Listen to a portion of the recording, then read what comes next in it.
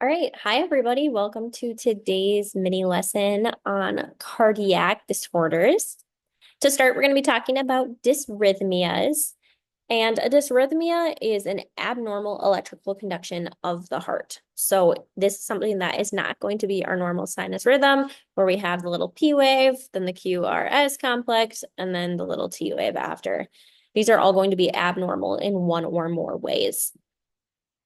So to start, we have ventricular tachycardia or VTach. In VTach, we are going to have this inverted QRS complex, and we're going to have about 140 to 180 beats per minute. Sometimes with VTach, your patient will be stable, so they'll be talking to you, you'll be having a conversation, but this rhythm is going to be abnormal. And when this is the case, we're going to immediately place our patients on a continuous EKG. We can also give them lidocaine or amiodarone as an antidysrhythmic. And then we may also be using synchronized cardioversion, which is a pre-planned shock to kind of get the heart back into its normal electrical conduction pathways. If our patient is unstable, we are going to start CPR and we are going to start defibrillation. Please, if your patient is stable and they're talking to you, do not start CPR and do not do defibrillation.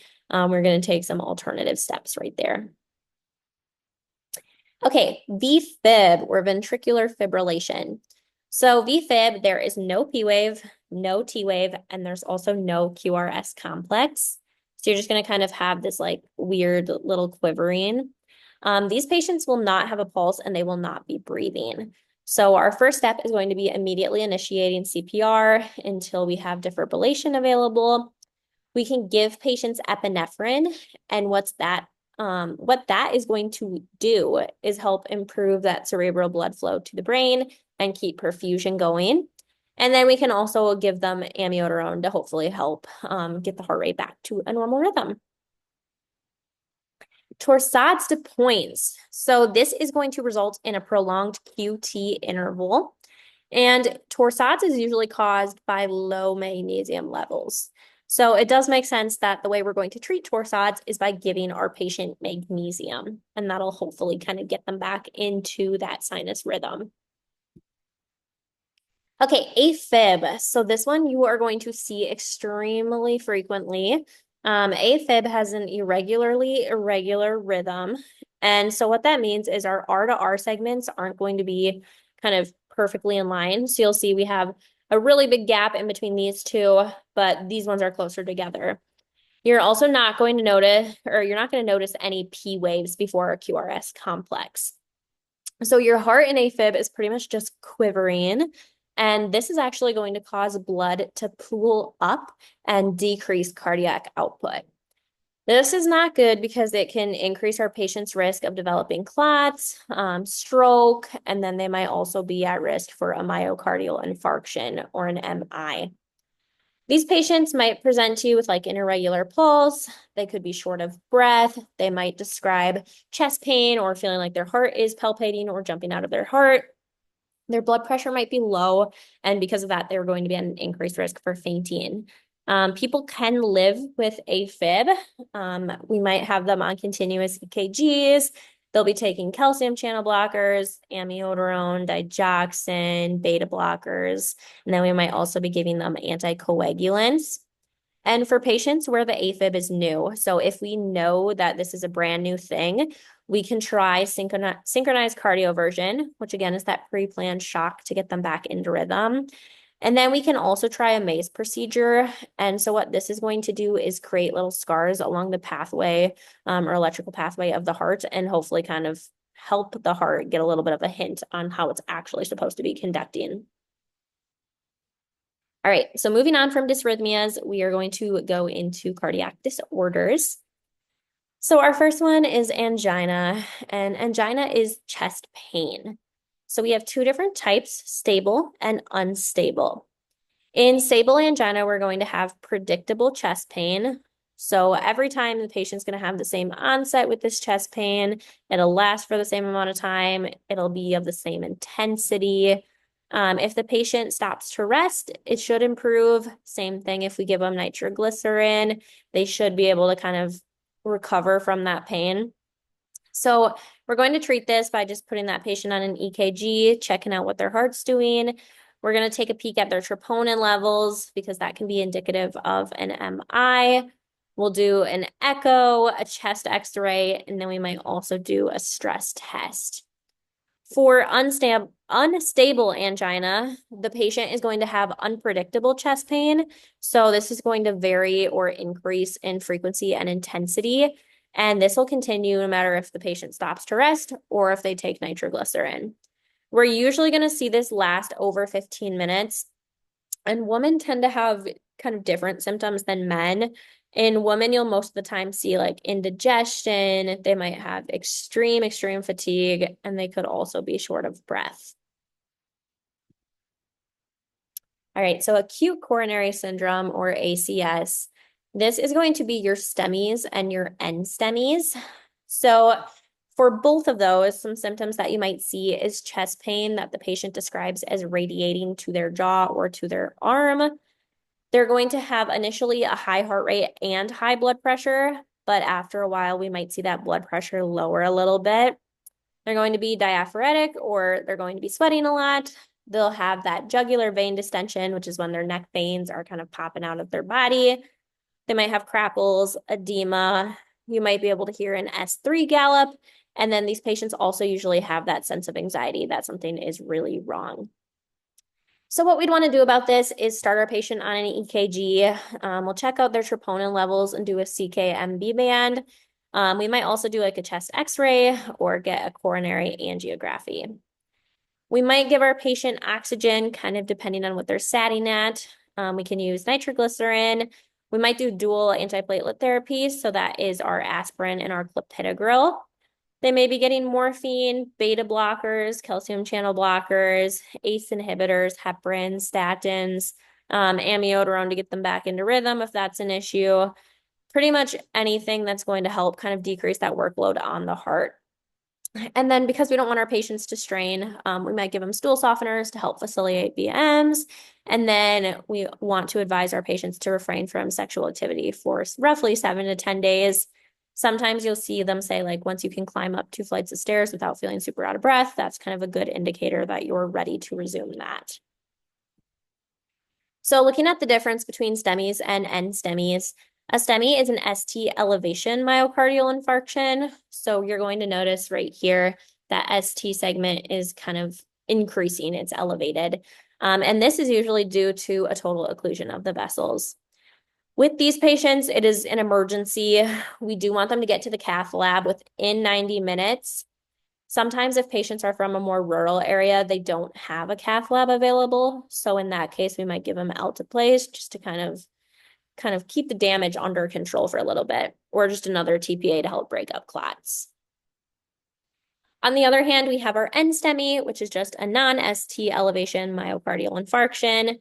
Sometimes this will look like this top picture here where your ST segment's actually going to be a little bit depressed. You could also see where the T wave kind of flips upside down or inverts. This is typically due to a partial occlusion as opposed to a complete occlusion, and we're going to give our patient antiplatelet therapy. They'll be on some heparin, nitroglycerin. We do still want these patients to get to the cath lab for PCI or percutaneous coronary intervention, and that usually is within 4 to 6 hours instead of that 90 minutes that you'll see with a STEMI. So for both of these patients, I said they're going to go to the cath lab. So cardiac catheterization is also known as like a PCI, an angioplasty, or stent placement. This is done to either visualize blockages or to go in and with that stent open them up. The patients will be put under a local anesthetic, and our job as nurses is to monitor their vital signs. We're going to look at the site for bruising or swelling that might be present, keep our patient supine for 4 to 6 hours after the procedure, avoid straining. So again, they might be on like a stool softener, and then we're going to use that DAPT or the dual antiplatelet therapy, which again is your aspirin and your clopidogrel. Coronary artery disease or CAD. So this is going to be the hardening of the coronary arteries. And I kind of have a picture on the right here of what this is going to look like. So the top is a healthy artery. First, you're going to have damage to the endothelium, and then you're going to have this like fatty streak and deposits form. Then you're going to get that fibrous plaque, and then eventually you'll have a complicated lesion. So pretty much the entire vessel is going to be blocked up by that hardening or those fatty deposits. Hypertensive crisis is defined as blood pressure greater than or equal to 180 over 120. This is a pretty big concern because it can lead to heart failure, kidney failure, and then it also increases the risk for stroke. When these patients come in, they might describe themselves as having a headache, their vision might be blurry, they might be having nosebleeds just because that blood pressure is so high. And then they might also be short of breath, have dyspnea and anxiety. So our goal with the hypertensive crisis is to slow down their blood pressure or reduce their blood pressure, but we want to do this incredibly slowly. We don't want our patient to go from a blood pressure of 190 systolic down to 110 systolic very quickly. That would not be good. That can actually impair circulation to the brain. So we're going to very slowly be giving them blood pressure medications like labetalol, but we're going to be monitoring that blood pressure very, very carefully. Our patients might be given oxygen, nitroprusside, and then we might put these patients in the semi-Fowler's position just to kind of help manage that blood pressure. Okay, endocarditis. So endocarditis is the inflammation of the endocardium, which is kind of right here on the heart.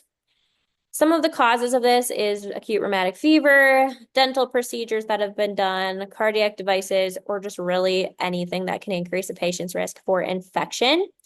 When these patients come in, they might have a fever, heart murmurs. You might see signs of bleeding like petechiae.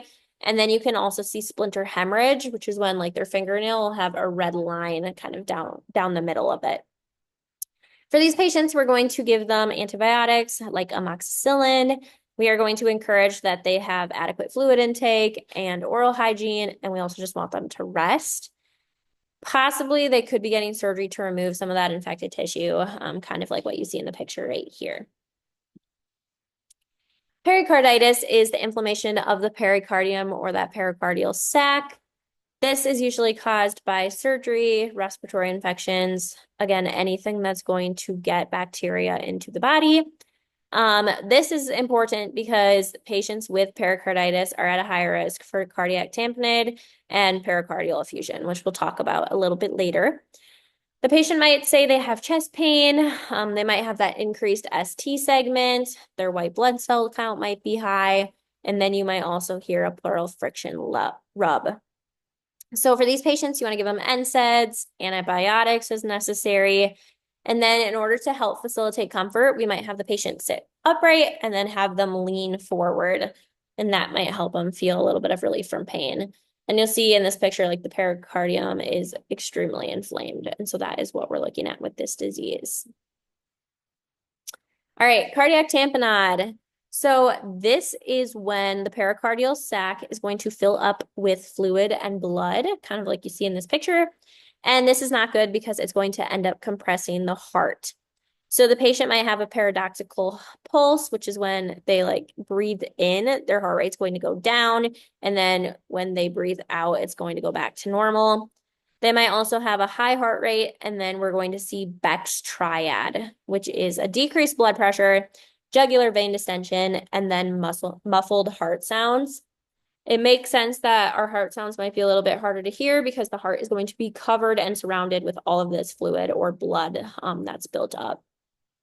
These patients might need to go to pericardiocentesis, which is when we are going to insert a needle to kind of drain all of that fluid and relieve some of that compression on the heart.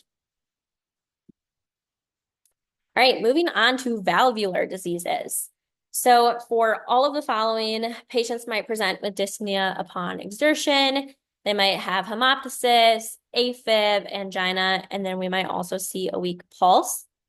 In mitral stenosis, you're going to specifically be hearing a diastolic murmur. In mitral prolapse, you're going to hear that mitral click. And in mitral regurgitation, you're going to hear the systolic murmur. For aortic valvular diseases, for aortic stenosis, you might hear an S4 sound or a systolic murmur. And then for aortic regurgitation, you might hear that diastolic murmur. For patients with mitral or aortic valvular disease, we're going to do an echo, a chest x-ray. We're going to put them on an EKG.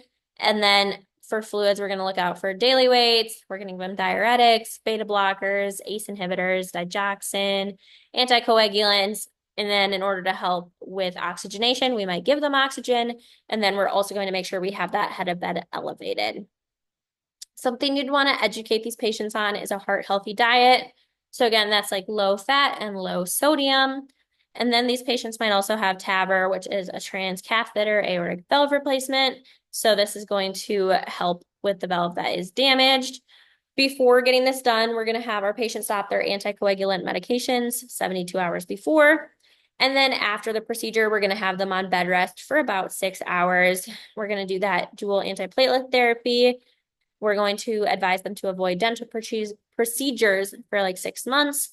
And then our goal is for them to keep that INR in between 3 and 4. So you'll notice that's a little higher than normal. So CABG, or coronary artery bypass graft. So a CABG is when we're going to take a blood vessel from another part of the body. Usually it's somewhere in the leg. And we're going to use that to bypass a blocked coronary artery in the heart. Before this procedure, we're going to do CHG skin prep with our patients. And then we're also going to give them prophylactic antibiotics to help kind of prevent infection. After the procedure, we're going to educate our patients that they really can't use their arms for anything. So we don't want them using their arms and like pushing off of the bed. We don't want them lifting their arms above 90 degrees. We want to encourage them to do incentive spirometry to help prevent atelectasis, and then also use a pillow for splinting. We can use a heart pillow, and then we are going to have them on strict I's and O's. We do want to make sure we get these patients out of bed and up to the chair the following morning. And again, that's just to help with like atelectasis or that collapsed lung. Aneurysms. So an aneurysm is a sac that forms at a weak point in an artery. Saccular aneurysms affect only one side, and then fusiform aneurysms are going to affect the entire artery segment. We have 2 different kinds. So we have orthoracic aneurysms. These patients will have chest pain while they're supine. Their voice might be hoarse. They might have a cough, and then they also might be short of breath. When a thoracic aneurysm ruptures, the patient might describe it as a tearing chest pain. They might be really pale, sweaty, and their heart rate might increase. And so we're going to be giving them beta blockers, and then they might also have an endograft done. The other kind is an abdominal aneurysm. And so for this, we might see a pulsatile mass in their belly. We might hear a bruit. They might have back pain, epigastric discomfort, and then we also might see changes in their bowel patterns. When these rupture, you're going to see low blood pressure. You might see signs of bleeding, abdominal pain, and then also back pain. And so our job is going to be taking peripheral pulses. We're going to make sure that they're hemodynamically stable. We're going to assess their neuro status, keep them on bed rest, and then we want them to avoid straining, lifting things, climbing sets of stairs. So again, we might put these patients on a stool softener to help with that. And then last but not least, we have pacemakers. So an ICD is a pacemaker that's implanted into the body, and its goal is to terminate life-threatening dysrhythmias if they occur. For patients with pacemakers, we might put them on an EKG. They might have a radiograph of the chest done after, and then we're going to make sure that we're monitoring that they're having adequate cardiac output, and we're also going to check the incision site. We're going to encourage our patient to report dyspnea, fainting, chest pain, weight gain, and hiccups, because those are all signs that the little leads that they put in with the pacemaker might have become displaced. And then to ensure that the pacemaker is working, we're going to have our patient take their pulse for 1 minute a day. We're going to educate them not to lift their arms above the level of their head. We want them to avoid magnets. And then we also don't want them using the phone on the side that they have their pacemaker because that can interfere with its conductivity. So that is all for our cardiac lecture. Stay tuned for the next one.